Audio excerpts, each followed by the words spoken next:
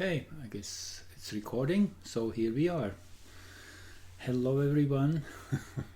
It's November the 7th, just hours before the big day, the big eclipse of November the 8th, the total lunar eclipse, and the great anticipation of what will happen on that day, particularly down south from where I live here in Canada. So yes, it is indeed a powerful alignment we have here. And I first would like to really talk a bit just about the eclipse and its particularity, its power, its message, its basic message.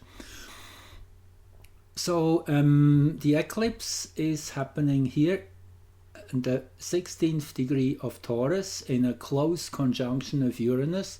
Actually, there will be a Uranus occultation within the time frame of the eclipse. So it's really the moon being in Earth's shadow and Saturn being in the moon's shadow. This creates a very particular dynamic which we will get a bit deeper into, and Mercury is part of that whole show too. Mercury will have an exact alignment with the Sun from Earth's perspective, exactly behind the Sun in its superior conjunction with the Sun on the 9th of November, just one day after. We definitely will look into that chart too. But let's get started here with some facts here. So the total lunar eclipse, this is from the space weather page, goes pretty much close through the center of Earth's shadow. This red circle here outlines Earth's shadow. This would be the center. So very close. That's why it lasts for more than an hour and 25 minutes to be exact, will be the length of its totality. And that is here in Pacific Standard Time, 3:41 till from 2:16 till 3:41 in the morning. And if you go to the space weather page, you can get the exact time for the different zones here for North America. Otherwise, it's easy to calculate. If you were in mountain time, it's just 1 hour later, 3:16 till 4:41 a.m. If you are wanting to get up, if the sky is clear, which here where I live probably will not be the case, so I probably will sleep through it. But the energy nevertheless will be present and will leave an imprint on Earth's energetic field. Here you can see the area where the eclipse will be visible. Here we are in North America, but you see it's the whole Pacific. And now this is where the Uranus occultation will be visible. And you see there's quite a bit of overlaying areas. So this is really quite something. And here this gentleman, Dr. Soma, he has written this little note here. You can find him at www.lunaroccultations.com, and it's about the Uranus occultation. There will be not another occultation of Uranus during a lunar eclipse for 213 years. The next one in 2235. And he outlines here, it's really remarkable that the southern limit of the occultation crosses the northern part of Luzon Island. So if you happen to be in the Philippines, I looked it up, that is where that location is. From locations in a 9-kilometer wide path, the planet will be partially but not completely covered by the totality eclipsed moon. The dark red color of the inner part of the umbral shadow should give an interesting contrast to the small red the small green planet, which is Uranus naturally. So naturally you would need a telescope to see that for those people who have that option. Just wanted to share, this is pretty special day we have here. Now if we look into the astrology, let's start with the Sabian symbols for the moon and Uranus here. So interestingly enough, you see 1559 is the exact mark of the moon in zodiacal longitude when the eclipse is at its maximum, which is at 11:00:22. This in itself is interesting. Then you see it's just slightly before full moon. That is always the case. Eclipses always are exact, either shortly before full or new moon or shortly after. This is because Earth and the moon and the sun are never exactly in one line. There's always a little bit off center, which causes these little aberrations. So the eclipse being most kind of complete, if you want to write most strong, short before the moon is full, is kind of implying there's still a build-up, there's an anticipation, something is still to get more intense in a way. That is kind of the natural way of seeing this, whatever that will mean, particularly personally or collectively. So I want to first tell you about the Sabian symbols, again about what here Dane Rudyard writes in this beautiful little book, which actually can be found online too for free. If you're interested, you can download it. Just put in Dane Rudyard Sabian symbols and you will find a downloadable PDF. So the 16th degree, where the moon is still in, is an old teacher fails to interest his pupils in traditional knowledge, the inadequacy of past knowledge in times of crisis. How true is that? We have really to let go of so many old things, opinions, ideas, perceptions, to clear the table, to be ready for the big new energy which is pouring in already naturally and increasingly so over the next months, years, and so this is really a critical moment. The 17th degree now, where Uranus is in and where the moon will be when it's full, and here I show you quickly, this is just a few actually a minute or so after, 2 minutes or so after 11:02:07, when the moon is full. See, then the moon is in the 17th degree, 16 and something, 16:00 and some seconds of arc. And also, if you have paid attention, you also see there's a sign change in the Greenwich rising sign from the 30th degree of Sag to the 1st degree of Capricorn. And this is an interesting little detail. So the 17th degree, where Uranus is, where Uranus and the moon will meet, is a symbolic battle between swords and torches. And the keynote here, refusing to depend upon the past, the seeker turns warrior, fighting anew the eternal great war.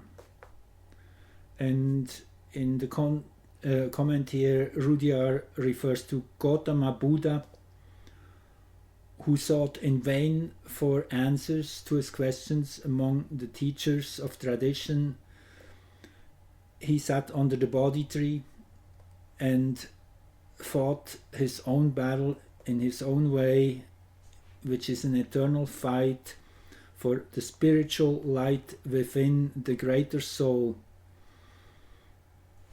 So it is really that yearning for what is really true, to weed out all the wrong and all the illusion. So this is a pretty intense degree, also right in the middle, in the center of the two mid-season signs, the two fixed signs. And I showed you this little graph in my previous video. This is the dynamics of the zodiac. It's that double Taurus, and this is hexagram 1, where the sun is at present, the moon hexagram 2, the receptive.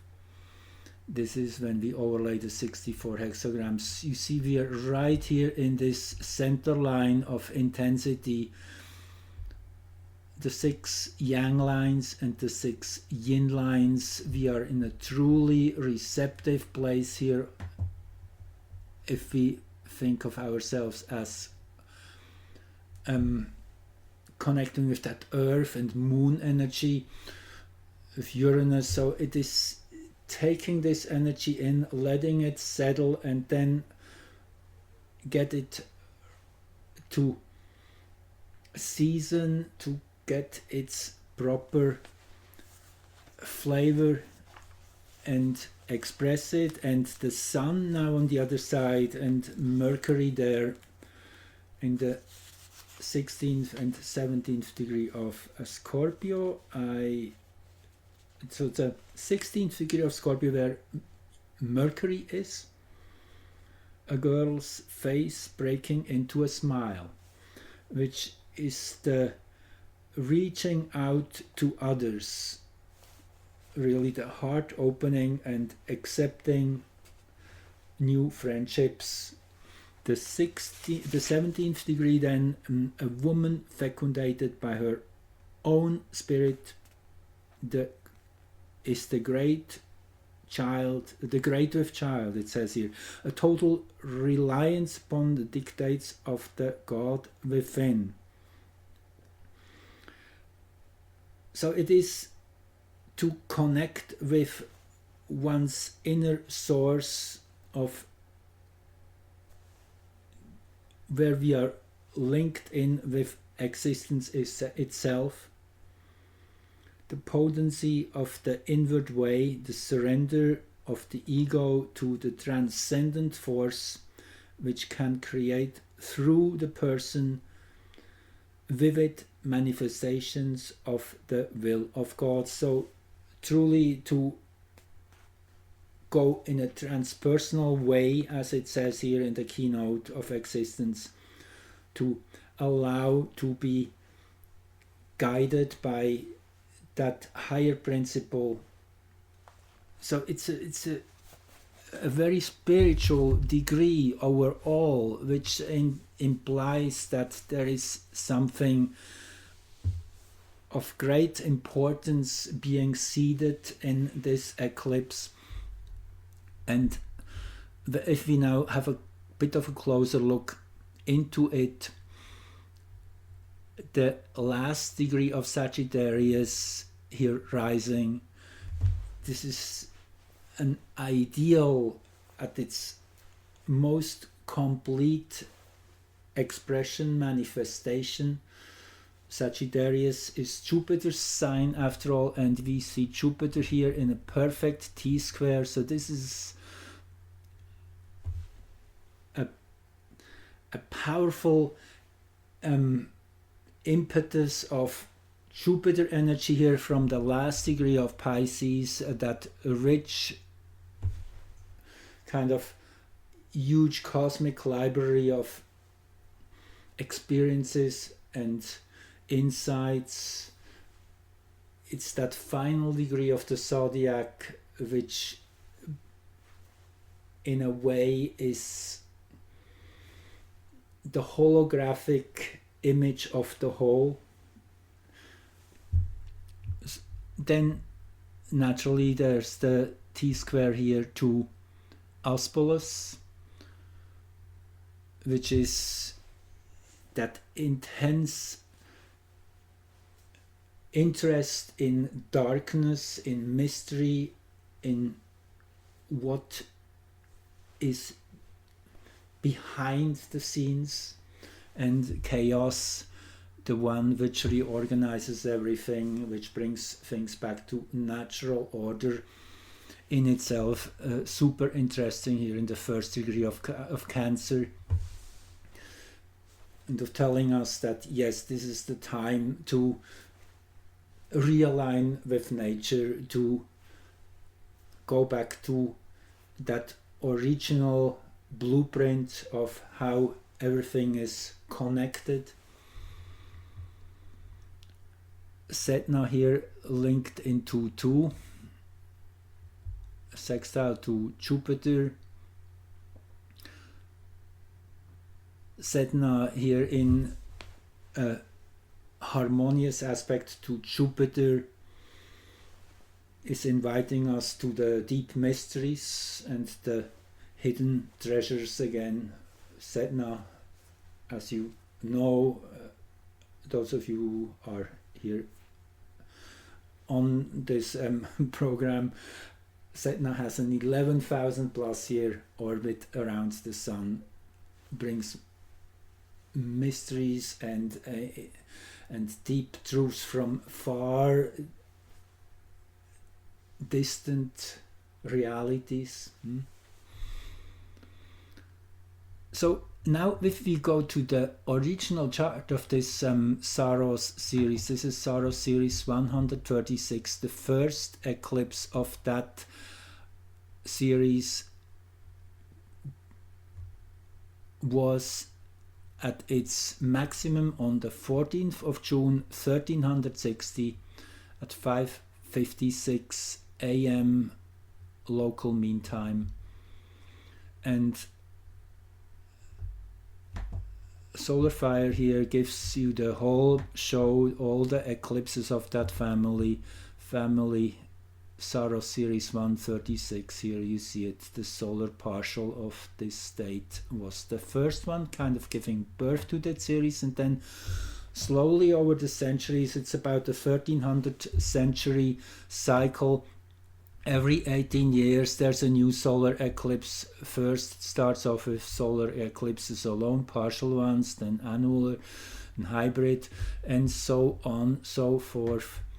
And then lunar eclipses coming in, and that's where we are right now. This is November 8th, and you see, if we look at the whole series, it lasts, as I say, about 13 centuries till 2000. Actually, this is a longer one, 16 centuries, 17 centuries almost, with all the lunar eclipses included.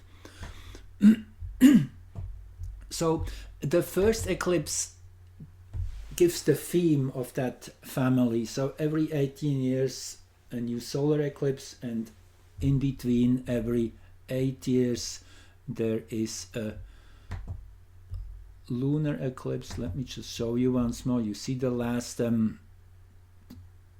total solar eclipse, it was of that series on July 22nd, 2009. So 13 years later the lunar eclipse, and then another 5, which gives the full 18 when a solar eclipse comes back. So it's always the 13 and 5, that's the pattern. And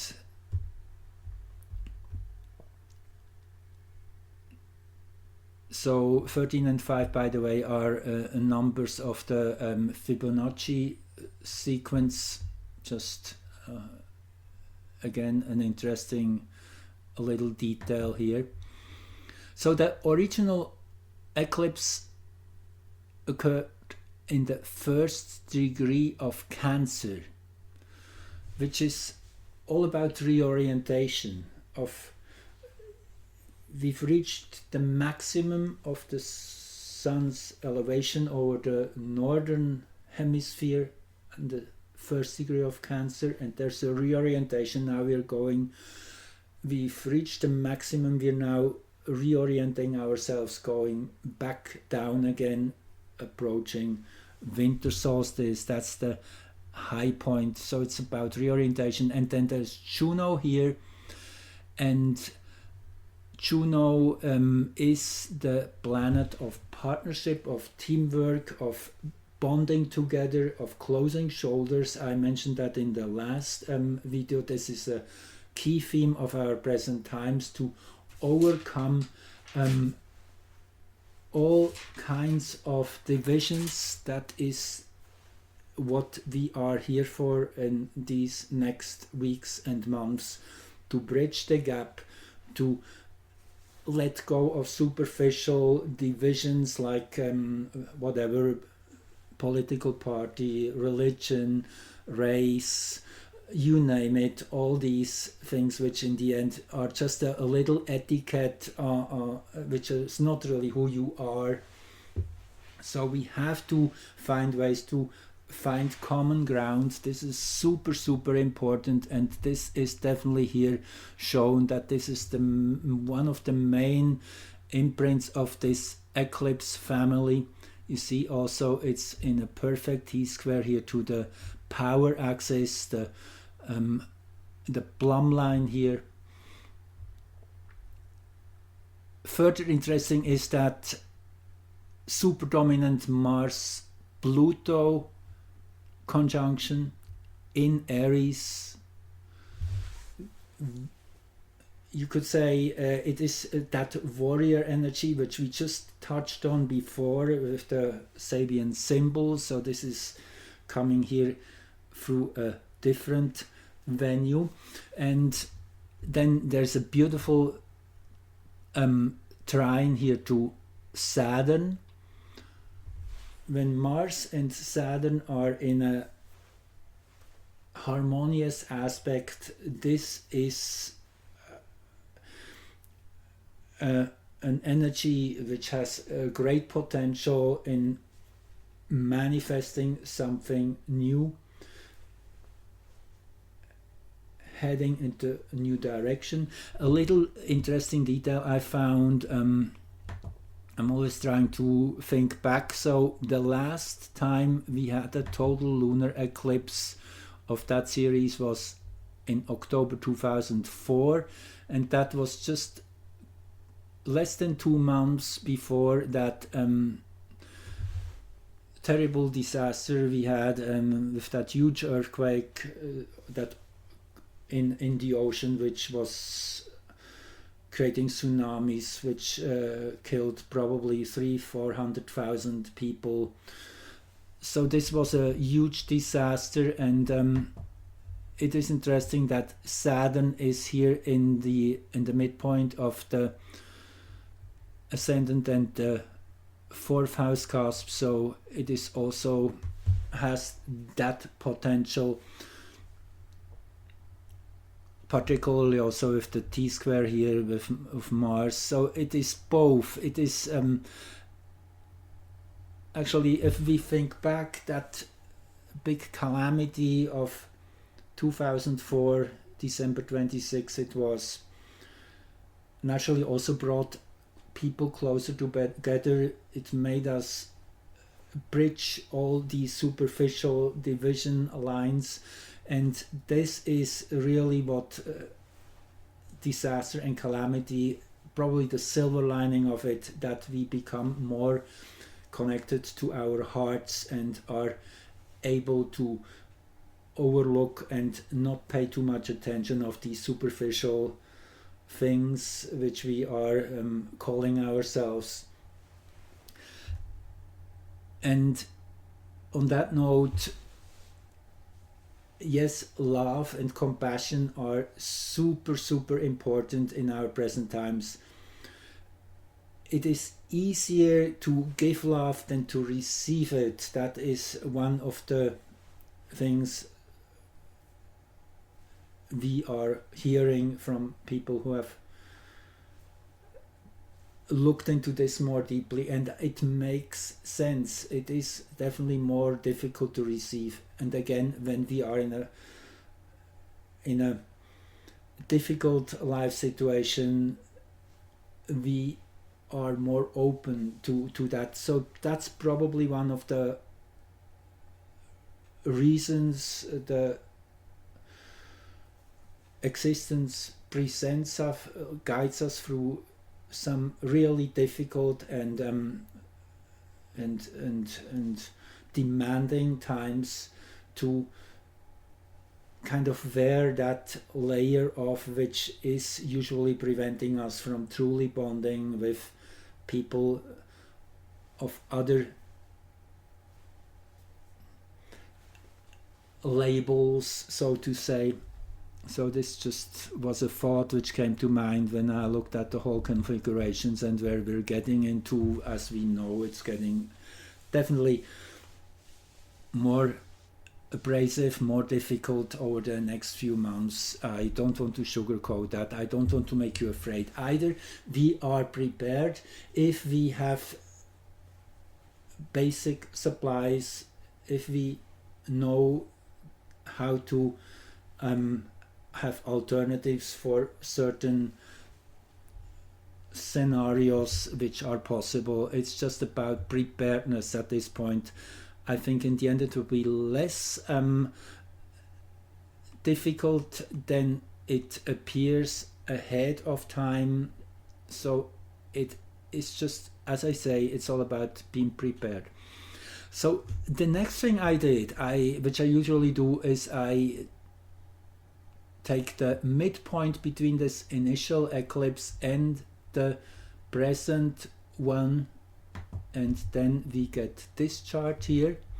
So time space midpoint between the two is 1691, and the interesting, I mean, there's again quite a few things interesting in this chart. I'm focusing on the most outstanding little details. I did discuss the Juno Astrea conjunction, which we just had on November the 2nd. Actually, I should quickly bring it up as I speak of it. I just haven't opened it here yet, but I know where it is, so just bear with me.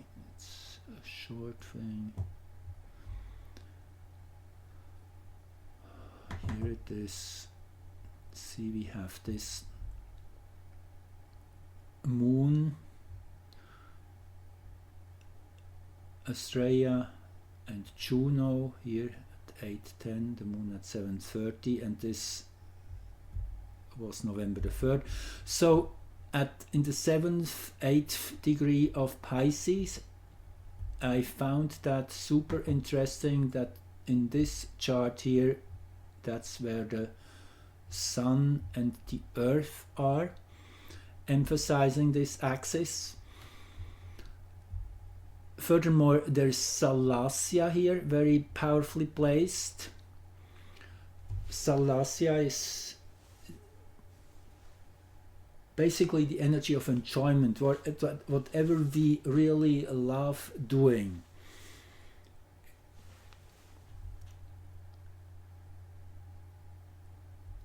If we now, well, again, I'm just keeping it short here. The Moon-Mars opposition, Moon-Uranus opposition, yes, this is quite a feisty energy. The Moon in Sag is that in the Aries dwad between 10 and 12:30 here. There's the need to expand on our freedom, to find this liberty we are all yearning for. I guess this is definitely shown here. then what I found interesting now, and I will do another video actually right after I have recorded this one on the United States, most particular on what my predictions are for tomorrow and the following weeks and months. I don't give anything away at this point. I let you keep it a little bit in suspense. It will be interesting, and I have a very clear prediction on that. What I found interesting is if we do cast the lunar eclipse maximum for Washington DC, that's the chart we will get, and we have the 7th degree of Scorpio rising here, and if we go back here to this chart, you see the 7th degree of Scorpio is here in this midpoint chart. So this points towards the importance of Washington DC in this particular case, which makes total sense. I guess this is the biggest event we are seeing on this 8th of November in 2022. Everybody is focused on that, and here you see that this is truly where the focus lies. So that's why I will do a special edition on what this means for the United States and the world, what is to be expected. I keep that for later, but again, this is the full moon chart. I mentioned that already, with the 0 degree Capricorn ascendant. The full moon naturally is when the sun and the moon are exactly on opposite ends of the earth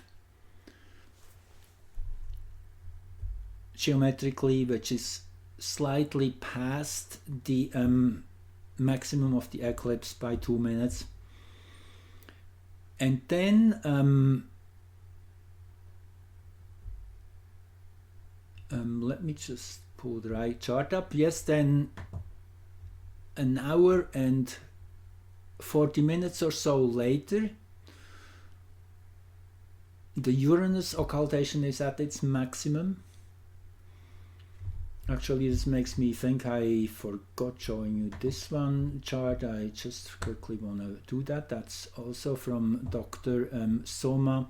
He did this nice graph here. Okay, here we go.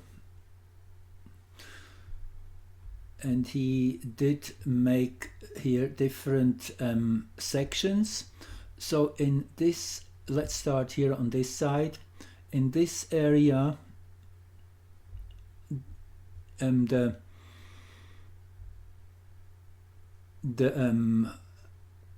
okay, let me say that right. This is the disappearance and the reappearance. That's the D and the R, right? Okay. So the disappearance of Uranus behind the moon and the reappearance are both happening within the totality phase. That's in this little area. Well, I guess it's not that little. And here, this is Luzon Island, which I mentioned.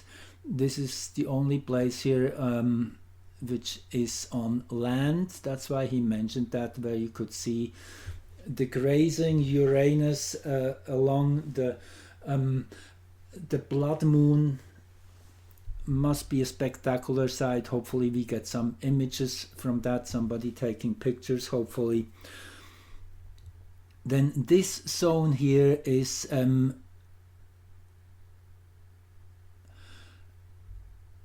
Uranus disappearing during totality and then reappearing during the partial phase, here between these two green lines.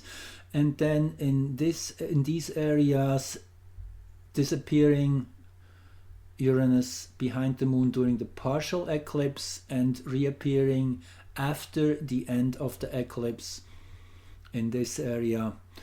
And then when we get into the North American section here, Alaska, here the tail end of Asia, Alaska, and northern territories mostly here. Disappearance and reappearance of Uranus after the end of the eclipse. I found that a pretty amazing graph here. It's naturally particularly meant for astronomers who have the ability to watch and hopefully have no clouds. But this is the Uranus occultation at its maximum for Greenwich, for the 0 meridian.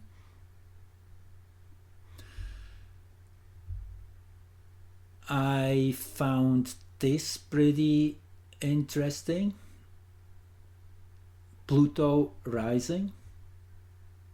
And by the way, I forgot mentioning, if we could just jump back to the root chart of this Saros series, you see this degree you have here at the descendant, so there's a link there too to the Uranus occultation degree.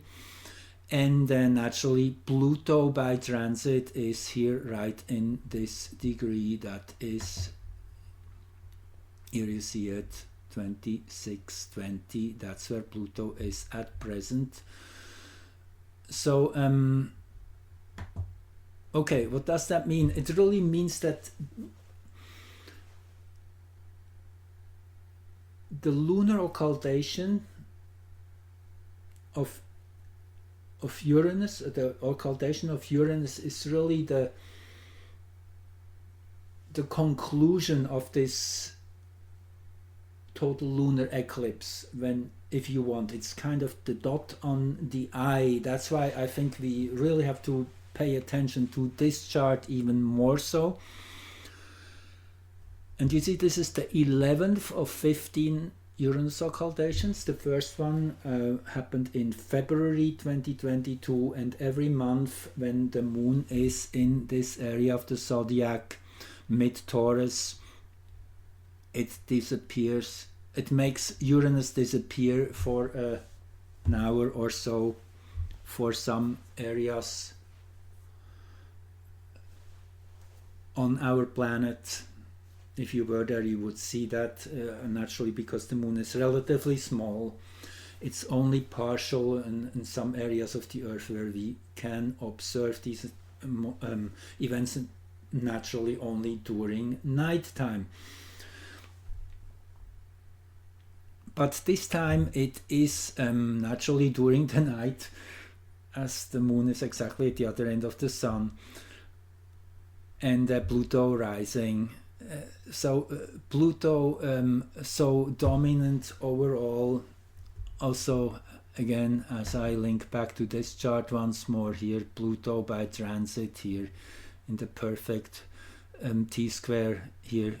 And just one more thing I want to say here. I looked up here on my on this program where I get more different planets, and I quickly pull this in so you can see it, that not my face is in the way. Chaos would be here at 23 Cancer, Pillenor 25 Libra, that's down here, Pholus 25 Cancer, and then there's another one here, CZ 118 at 2646 Aries. So these are interesting planets which make the energy more more feisty, even, I would say, as a general word. Pillenor is dealing with difficult energies, with dark and hurting influences. Pholus on the ascendant is the one which implies possible quantum leaps, shifts of greater intensity. And CZ 118 is revolutionary energy at best, which breaks into new territories, dimensions. So it seems to be an overall here an energy in this base chart which has a tremendous potential to break things open in a new way. With this 0 degree, first degree Cancer of reorientation, and of Juno here as being the central factor, again closing shoulders, coming together as a humanity. That's what I see happening over the next few months. It will be an amazing event as it grows from the bottom up. That's what I have said many times. Change has to come from bottom up. It can't be imposed from top down, that it will last. Now a few more charts I pulled up here which will link into this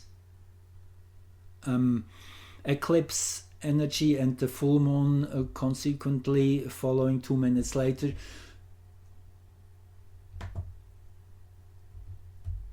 This one was when Sun and Elatus were conjunct. Now Elatus has been a really interesting planet and has shown up many times.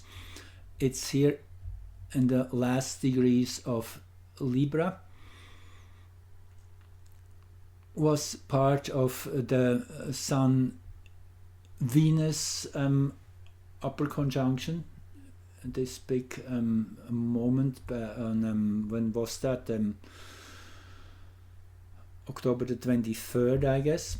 And what made me really look deeper into this Elatus, also when it is turning into Scorpio here on December the 3rd. Again, we have that 0 degree Capricorn rising. Now, Elatus is an energy which shows up at crossroads, change of direction, recalibration, new strategies, the ability to improvise. And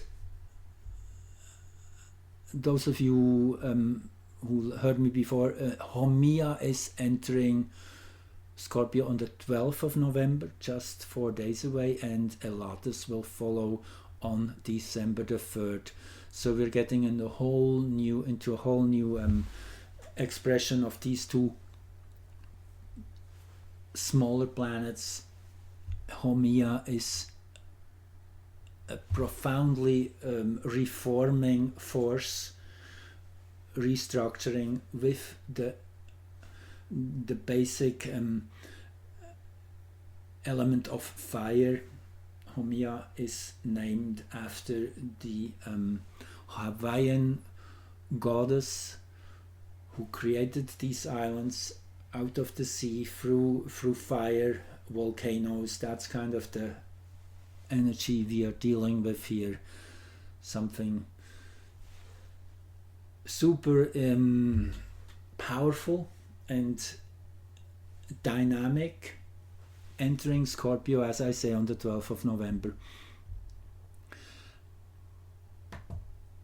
Then the Capricorn ingress of the Sun, that is the beginning of the next year, literally, when the Sun will be exactly at 0 degree Capricorn. This is for Washington DC. I found this interesting. We have this first degree Cancer rising. Again, that links into the base chart of this present total lunar eclipse. You remember 0 degrees and 47, I guess. Yes, here 43 and 47, the moon. And so it implies that there is a rebirth occurring in the United States, starting with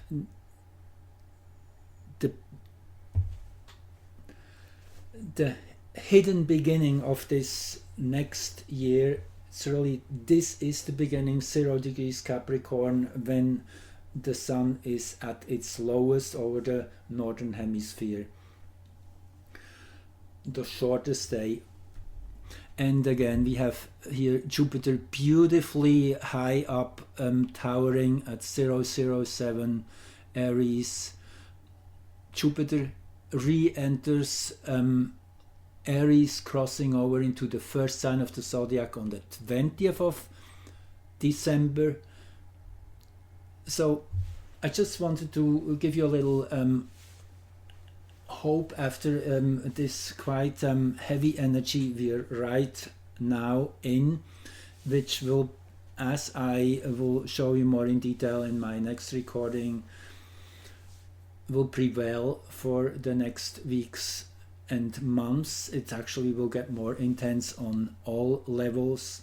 It is that final stretch towards a breakthrough. And again, this is just the foundation chart of the year 2023. It won't immediately be there, but with even just this conjunction, Hygeia here in close conjunction with the Sun at the descendant 7th house cusp for the United States, also with Ishion, which is a very smart and bright mind and potential of managing reality. Health and well-being is at the center here. This is really a good sign, and this is a very powerful axis for the United States too. I will get into this in my next recording. Orcus and Nessus here, so this also implies it won't be quite over yet, but it is a great promise this chart holds.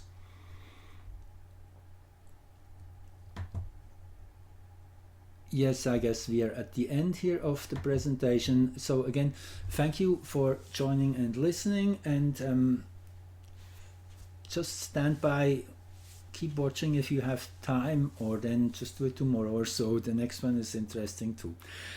Thanks for listening, and love you all. We are getting there. It's super exciting. It's not easy, but it's worth it.